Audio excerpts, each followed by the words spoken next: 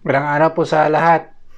Sa araw po na ito, ang tatalakayin po natin at isisettle po natin ang tanong na ano ang apelyedong gagamitin o dadalhin ng isang babae kapag siya po ay kasal na. Yung gagamitin po ba niya ay yung apelyido niya sa pagkadalaga pa rin o yung apelyido ng asawa niya? Marami po ang naguguluhan sa aspect po na ito, kaya maganda po na gawing topic po ito today. Sa ilalim po ng batas, sinasabi po na a married woman has an option but not a duty to use the surname of her husband. Meaning po dito is a married woman may use, number 1, her maiden name or apelyido sa pagkadalaga and add her husband's surname. So for example, ang apelyido mo ay De La Cruz sa pagkadalaga at ang apelyido naman ng asawa mo is Aragon, pwede mo ipagsama ito sa ito. So ang mangyayari dyan is magiging De La Cruz das Aragon ang apelyido na gagamitin mo. Number 2, pwede rin gamitin ang apelyido ng asawa without incorporating your maiden name.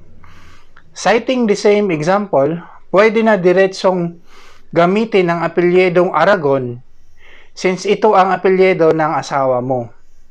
Tanong, paano po kapag nag-away ang mag-asawa o naghiwalay? Obligado pa rin ba ang babae na gamitin ang apelyido ng kanyang asawa?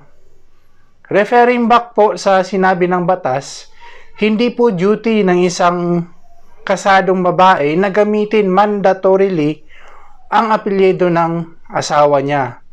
Bagkus, ito po ay option na ibinigay ng batas sa kanya.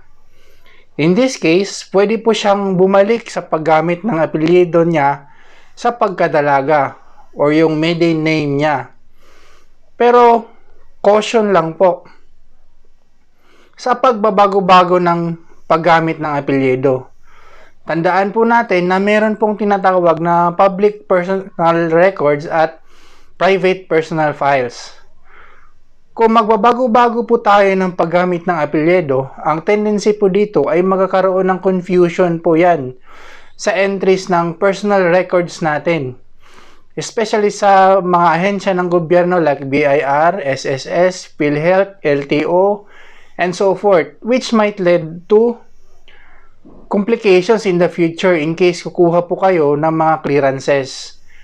Kaya mas maganda pa rin pong maging consistent sa paggamit ng apelyido para hindi po mag-cause ng confusion sa recording system natin.